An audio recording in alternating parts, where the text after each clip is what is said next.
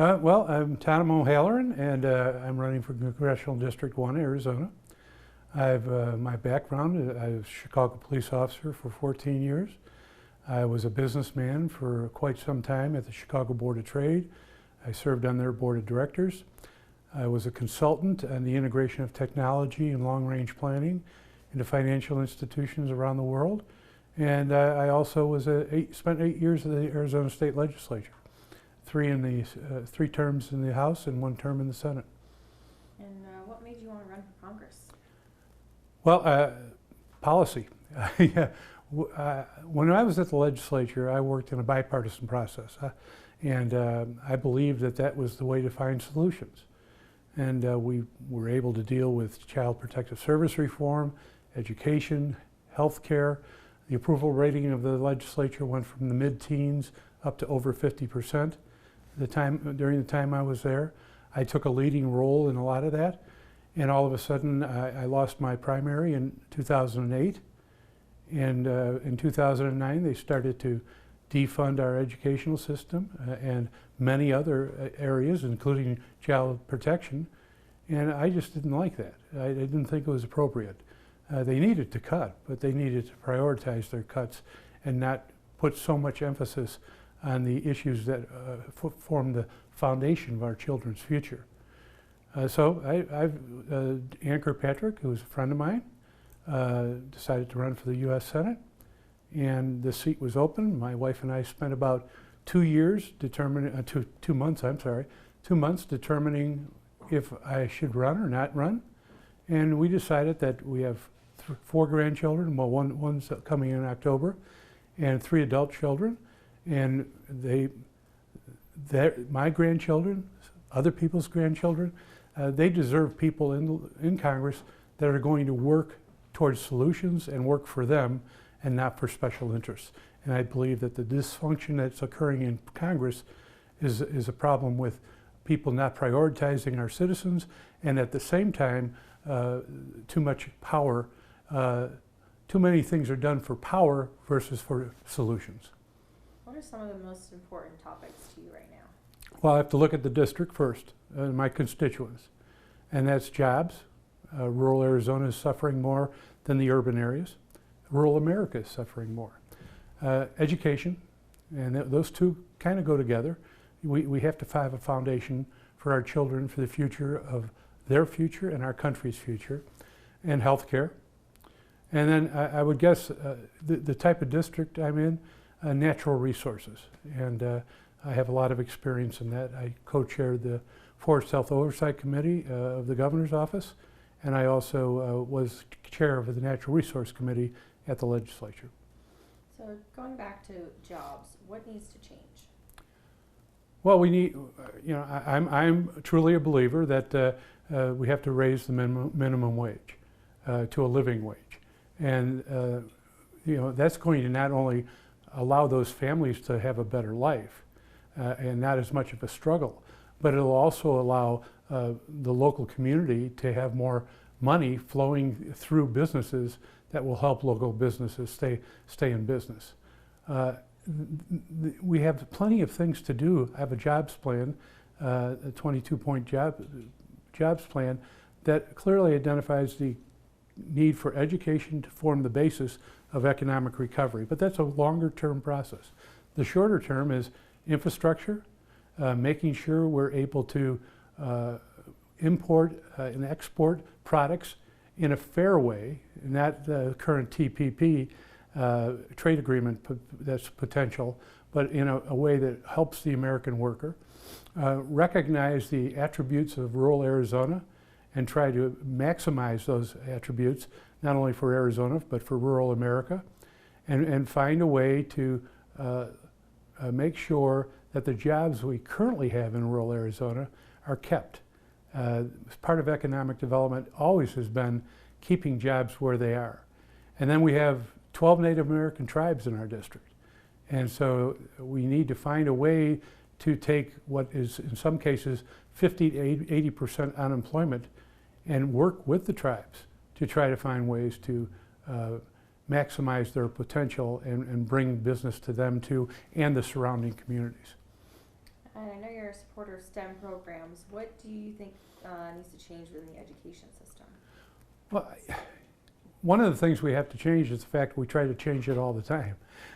But in this state, funding, fairness, we shouldn't have a system where just because a child happens, circumstances, they're born into poverty, or they're born in an area of the state or a town or a city that has less property tax base than another part of the state, we have to find a way, and this is where the federal government can play a role as long as they don't get into a regulatory issue, find a way to level this playing field so that all children in our state have the ability in the future to compete. I know you're also a supporter of the DREAM Act. Pardon me? The DREAM Act? I am a supporter of the DREAM Act, yes. Talk to me a little bit about that. Well, you have children that have grown up in our country. They don't know anything else.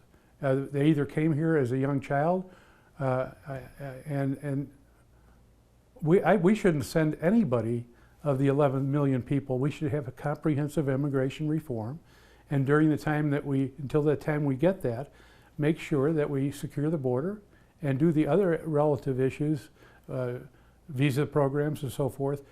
But sending people back that grew up in our country, that are and split up families potentially, this is not a way for America to be, and I believe that's not the problem. The problem is making sure we secure the border and have a comprehensive immigration reform bill. By the way, that bill was June 10th, marked the 3rd anniversary of that bill coming out of the Senate, United States Senate. That bill called for security along the border, 20,000 additional border agents, dealing with the visa program, which half of the undocumented people in this country came through the visa program, and our ports of entry. And by now, if we had passed that bill, we wouldn't be talking about immigration because the border would be secure. $6.5 billion was in the bill to secure the border, and to pay the Border Patrol agents long term. There was another area of revenue enhancements to make sure we could pay for that type of protection. So what specifically would you like to see change as far as border security, immigration reform? Well, Mr. Trump wants to build I guess it's up to 40-foot wall now. That is not what we need. We need the appropriate amount of Border Patrol agents. We need technical enhancements along the border. We need a visa system that works so that we know when people have overstayed their visas, and to make sure that they go into the E-Verify pool so that when they go for jobs, we can track them. And we have to get over this idea that we're going to return 11 million people in this country back to their nation of origin, when in most of the cases it's either Central America or Mexico. But there's people from all over the world here that are undocumented. It would destabilize Mexico. It would hurt our economy.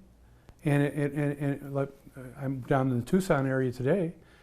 Tremendous amount of sales tax comes in from cross-border trade into the Tucson area. It's an important feature of the economy of the entire region.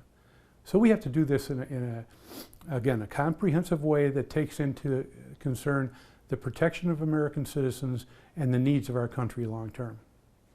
What do you think makes you stand out from other candidates? I guess my time at the legislature, first of all, when I was at the legislature, and what I will do in Congress is I will not, what I did there is solve problems, not try to not solve problems. Solutions are critical to the long-term viability of our country. So when I got threatened that my chairmanship would be taken away instead of being able to reform child protective services, I chose children over chairmanship. When it came time to lead a group that fully funded education for not only 2004 but 2005 and on until 2009, I left in 2008. We were able to do that and enhance education and also enhance our university system, recognizing the importance of developing a workforce with a strong foundation and a university system that helped us diversify and go from a third-tier state to an upper second-tier state in research and technology. You've changed parties in the past. Some voters might be concerned about that. What's your message to them? My message to them is I'm Tom O'Halloran, and I am who I am then and now. I had my problems within the Republican Party then because they felt I was too moderate. I worked with the Democrats on a continual basis. They know who I am. The leadership across the state, Congresswoman Kirkpatrick, Congresswoman Sinema, Congressman Gallego, Terry Goddard, Fred Duvall, all these people I've worked with in the past, and all of these people support my candidacy because they know that my values haven't changed. And I still want to have better education, a better future for our children, and health care that works for all Americans, and the ability to diversify our economy and make sure our families not only have jobs, but can be kept together because of the economic situation, the improving economic situation they're in. If you do get elected, what's the first thing you want to do? First thing you want to work on? I have an ethics plan, and I believe one of the biggest problems, because bills take a while, but we have to start talking about regaining the trust of our citizens in their Congress, in the people that represent them. And so I have a 10-point ethics plan that deals with a broad area of issues, whether it's how a congressman travels, or how right now you have to wait 2 years before you join a lobbying firm. I think it should be 5 years. And right now, if you join the lobbying firm, but you're not a lobbyist, you're just a person that goes along on the visits, and you're a consultant, well, then you don't have any waiting period at all. So really, there's no waiting period. That loophole needs to be closed. We need to make sure that as elected representatives, we inform the public online about who we're meeting with in special interest, what bill we've met them on, if we got information, and also how we ended up voting on that bill.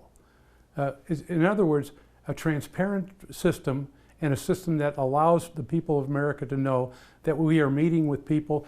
There's nothing wrong with lobbyists because they represent people. They represent companies. But we have a place of business, and that's called our offices that are paid for by the government. It's not some restaurant. It's not some junket. It is exactly where the people of America expect us to do business, and that's within the confines of where Congress works.